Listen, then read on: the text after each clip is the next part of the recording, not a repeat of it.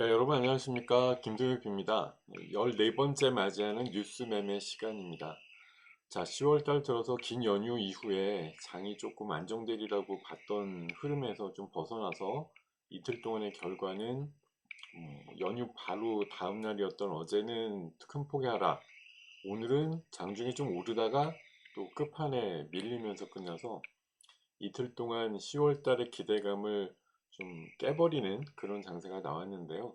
10월 아직 많이 남았고요. 예, 이번 주 주말이 좀 지나면 시장은 안정세를 찾지 않을까 그런 시각을 갖고 있는데, 자, 오늘 주요한 뉴스들 몇 가지를 가지고 투자 아이디어를 구해보는 뉴스 매매 시간 진행을 하겠습니다. 일단 9월 달 시장이 워낙 안 좋았기 때문에 9월 달에 대해서 이제 굉장히 좀 예, 뭐 불안하게 보냈잖아요. 그리고 역사적으로 9월 달이 별로였다라는 걸 통계적으로 많이 알려주고 있었기 때문에 이런 것들에 대해서 뭐 가늠을 하고 9월 초부터 좀 대비하신 분도 있지만 올해 9월 달은 또 다르지 않을까 뭐 그런 시각으로 조금 공격적으로 나가신 분들도 있을 터인데 역시 9월은 9월이었습니다. 통계적으로 9월 달이 별로였다라고 하는 걸 다시 한번 확인해주는 그런 시장이 아니었나 생각이 들고요. 네, 10월 달 되면 좀 괜찮겠지 이제 이런 생각 드는데 9월 연휴 때 나왔던 10월에 대한 예상치들도 사실 그렇게 뭐 긍정적이지만은 않았던 거죠. 계속 좀 시장에 대해서 약간 좀 부정적으로 보는 시각들이 우세하지 않았나 이런 생각이 듭니다. 예. 자, 뭐 10월달 코스피 전망치가 2400 밑으로 보는 시각들이 좀 우세했던 것 같고 오늘 장중 뭐 저점이 2400을 살짝 깨기도 했고 그랬기 때문에 시장 모습이 조금 불안하다 이런 모습으로 오늘 종료가 되었거든요. 음, 자, 이 10월장 어디까지 갈까요? 이 9월달 하순부터 이루어진 이 부진한 시장이 과연 어느 정도에서 마감이 될 것인가 하는 부분에 많은 분들의 촉각이 있는 것 같습니다. 자, 일단 뭐 그 레버리지 ETF에 있어서 개인들께서 계속 지금 사실 굉장히 강하게 공격적인 매수를 하고 있다는 얘기가 나오고 있습니다. 상승장에 계속 배팅을 하고 있고 뭐 최근 어제 오늘 사이에 개인 매수 보면 코덱스 레버리지라든가 또 뭐 타이거 레버리지, 코스닥 150 레버리지, 인버스는 팔아요. 인버스는 상품에서 빼면서 지금 개인들이 레버리지 쪽 ETF를 공격적으로 매수하고 있습니다. 뭐 선물도 전 선물도 마찬가지죠. 외국인 기관이 좀 파는 것들을 개인들이 담고 있는 그런 모습인데 과연 이런 상황에서 바닥이라는 게 만들어지는 거냐에 대해서 굉장히 좀뭐 의욕을 갖고 있는 분들도 있는 것 같고요.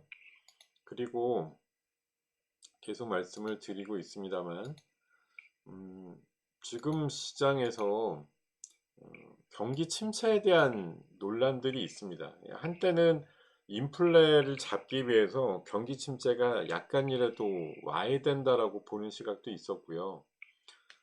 약간 경기 지표가 안 좋게 나오면 오히려 금리를 많이 올릴 필요가 없어라고 해서 긍정적으로 반응하던 때도 있었거든요. 근데 지금은 어떤가요?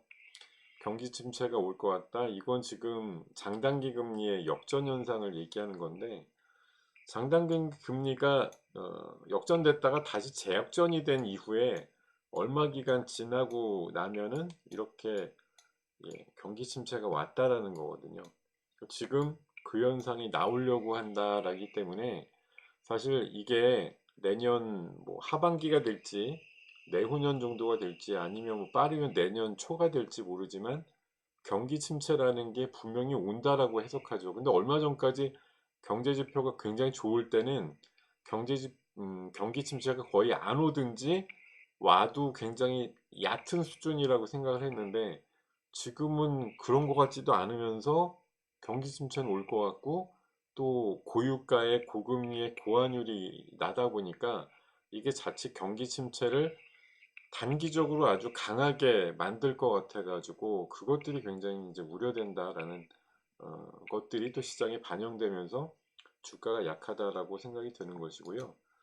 자, 그리고 지금 우리가 항상 또 주말 사이 그 연휴 사이에 고민했던 부분이 이게 있었죠. 그 셧다운이라고 해서 미국의 예산안 통과 관련해서 이슈가 좀 있었는데 다행히 연휴 사이에 임시방편으로 45일짜리 유예가 되긴 했는데 그 후폭풍으로 하원 의장이 해임되는 그런 현상들이 나왔단 말이에요. 그래서 이게 과연 앞으로 어떻게 되는 거냐. 또 해임된 하원 의장이 다시 도전하지 않겠다고 했고 심지어 하원 의장의 트럼프 얘기도 나왔지만 트럼프도 일단은 부인을 했더라고요. 그러니까 당장 자기는 뭐 이런 거보다는 대선에 집중한다 얘기를 했기 때문에 요것과 관련해서는 일단은 뭐 제 생각에는 한 달 내로 하원 의장이 새로 목립이 되는 부분이 있을 것 같고 과거에 한 4, 50년 데이터를 보면 21번이나 셧다운이 있었지만 이번에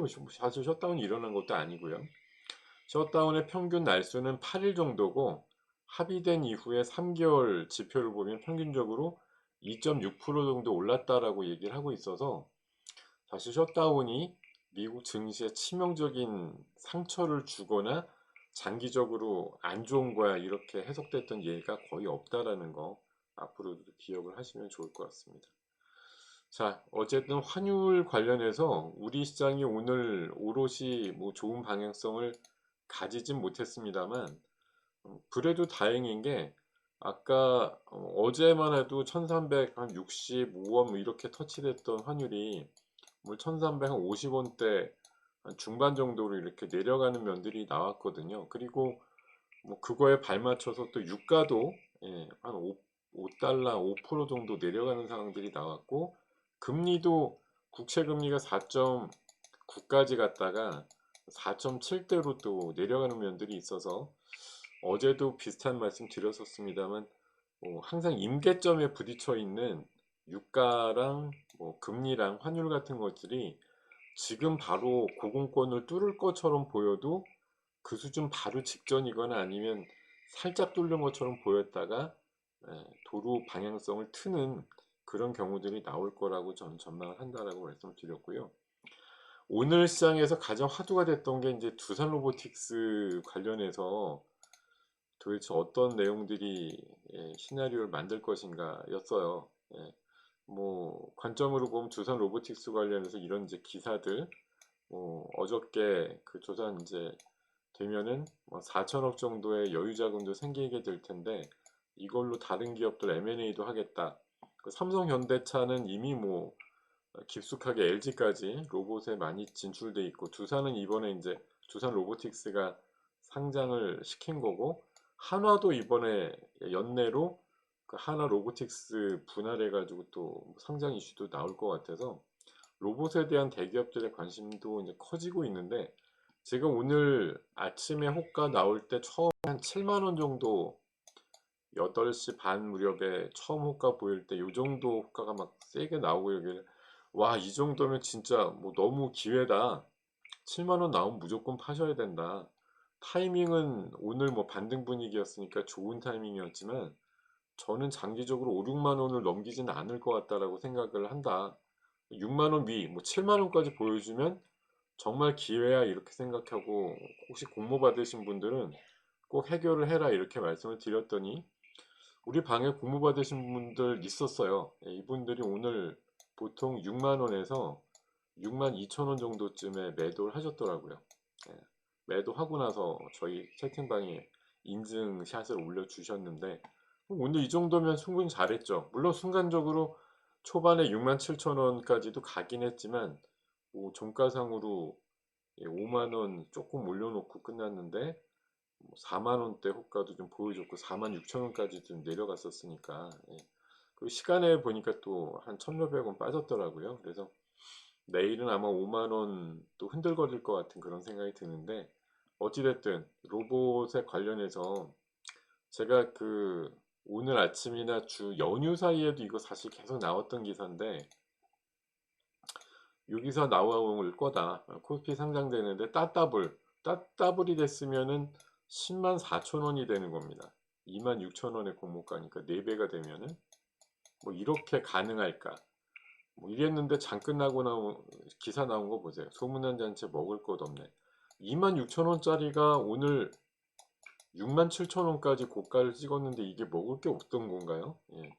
먹을 게 없다라고 하는 것도 말도 안 되고, 일단 종가상으로 51,000원대 정도로 끝났기 때문에 공모가 대비해서 거의 90, 100%에 가까운 상승이 나왔는데 이게 먹을 게 없었던 건 아니죠. 심지어 거의 세 달에 가까운 정도까지 상승할 뻔했는데 딱 예상했던 기사예요. 사실 그래서 따따블로 유도를 하고, 예, 오늘 사실 수급 보시면은 외국 기관이 엄청 팔았거든요. 이것들이 그냥 그 뭐 장기 보유하겠다고 뭐 설레발을 치면서 한 주라도 더 받겠다고 기관 청약은 굉장히 세게 들어온 것 같은데, 뭐 팔 수 있는 물량을 오늘 기관 외국인들 뭐 많이 던졌더라고요. 그러니까 아침에 6만 원대 만들어 놓고 빨리 던진 거죠. 예, 그런 시각으로 좀 볼 수가 있고, 일단은 두산이 그래도 종가상으로 오늘 레인보우보다 높은 시가총액을 그리고 있는데, 저는 앞으로 레인보우랑 두산 로보틱스랑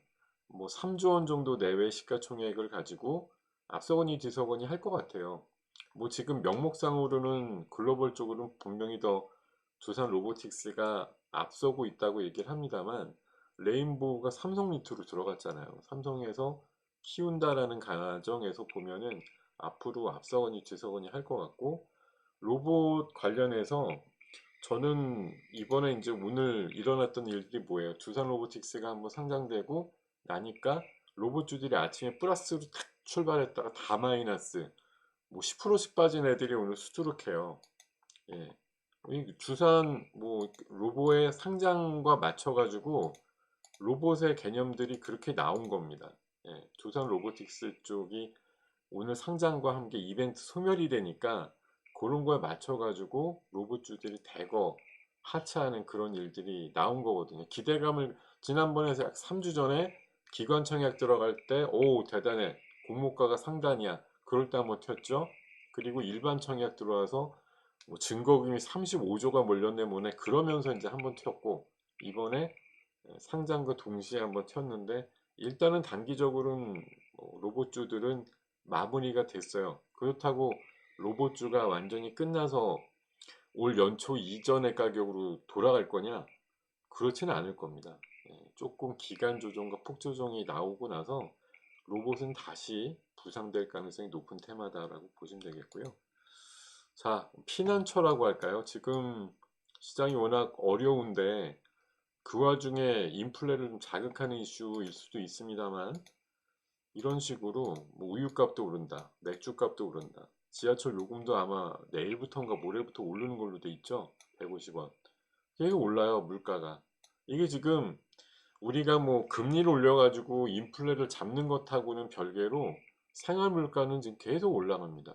뭐 원가들이 계속 올라가는데 100일 수가 없고, 오히려 지금 물가를 지금 올려야지 연말 되면 못 올려요. 내년도 총선이 있기 때문에 내년으로 가면 또 당분간 일부러라도 못 올릴 거거든요. 그러니까 지금 뭐 한계 부딪혀 있는 쪽에서 어쩔 수 없다 이러면서 지금 올리는 거죠. 근데 증시가 흔들리니까 피난처로 식품주가 뜬다고 해서 농심 같은 거 일주일에 8% 뛰었다 뭐 이런 것들이 있네요. 경기 방어주죠. 지금 시장이 불안하니까 어느 쪽으로 가 그랬는데, 사실 오늘 경기 방어주 그러면 원래 은행주, 뭐 통신주, 배당 많이 주는 고배당주 이런 거 얘기하는데, 오늘 장에서는 이런 애들도 다 빠졌어요.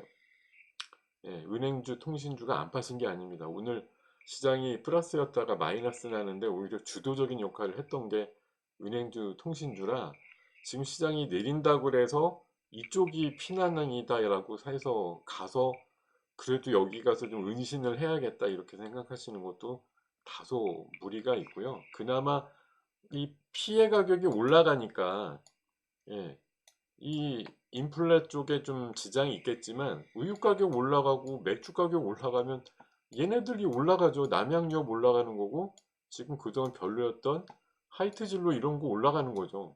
아니, 똑같은 가격으로 팔던 거 조금 더 받고 팔게 생겼는데, 그렇다고 사람들이 이런 걸 안 먹겠습니까? 조금 줄여봤자, 예, 다시 원위치 되거든요. 우유랑 맥주를 얼마나 안 먹겠어요. 가격 올라간다고.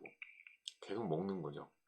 농심도 라면 안 먹을 수가 없는 거니까 피난처라고 보이고, 뭐 라면은 지금 글로벌리하게 뭐 미국 중심으로 마찬가지고 세계 어떤 K푸드의 대장 역할을 하기 때문에 농심이나 뭐 삼양식품은 유리하다고 생각이 들고요. 음식료가 지금 계속 가격 인상을 하는 그런 뭐 찬스를 맞고 있기 때문에 상대적으로 좀 유리하다 이렇게 좀 생각이 듭니다. 그리고 오늘 시간에서 여러 섹터들이 좀 올랐는데 뭐 많이 빠졌던 로봇주가 일부 오르기도 했습니다만, 저는 이 NK맥스라고 원래 NK 세포를 통한 이제 세포 치료제라든가 이런 것 쪽으로 해서 암하고 알츠하이머 쪽에 임상을 계속 하고 있는데, 독특하게 이 자회사가 미국의 나스닥에 상장을 연휴 사이에 했거든요. 뭐 가격이 뭐 $10 정도 하다가 반 가격이 되기도 하고 그랬습니다만, 오늘 보니까 시간에서 좀 올라가고 이러더라고요. 그래서 코스닥 기업 최초의 사례이기도 하고, 이 해외 주가 NKGN이라는 코드를 갖고 있는데, 이 주가 한번 계속 주목을 하시면서, 위메이드의 그 코인 가격에 많이 영향을 받잖아요. 위믹스가 올라가냐 내려가냐에 따라서 주가가 많이 유동되듯이 얘는 나스닥 상장된 자회사가 있으니까 NKGN이라는 요 자회사의 움직임을 가지고 해당 주가에 적용해서 보시면 좋겠다, 이런 생각을 좀 전해드립니다. 자, 오늘 10월 5일 날 전해드린 뉴스 매매는 이상으로 마무리하고요. 자, 뭐 장황하게 말씀을 드렸습니다. 시장이 10월 초라고 바로 반등하진 않습니다만 10월 마지막을 향해서 10월 달이란 그 원래 제가 아까 말씀드렸던 통계치라는 게 괜히 있는 건 아니라고 생각합니다. 그리고 그 연휴 때 어느 월가의 전설이 그랬어요. 미국도 10월에 바닥 찍는다. 그러니까 바닥 찍기 위해서는 고통이 좀 필요하겠지만 바닥이라는 걸 확인하고 나선 그 다음엔 좋겠죠. 우리 지수가 2400도 안 깨고 2500도 안 깨고 뭐 그냥 평온하게 있다가 올라가면 제일 좋겠지만, 어찌됐든 떨굴 사람들은 떨구고 가야 되는 장세이기 때문에 항상 협박과 위협을 하고 나서 견딘 사람들만 태워서 가는 장사라는 거 잊지 마셨으면 좋겠습니다. 힘내시고요. 다음 날에는 조금 더 좋은 그림이 그려질 거라고 생각하시고 주도하는 종목들 위주로 해서 파이팅 하시기를 바라겠습니다. 저는 다음 시간에 뵐게요. 감사합니다.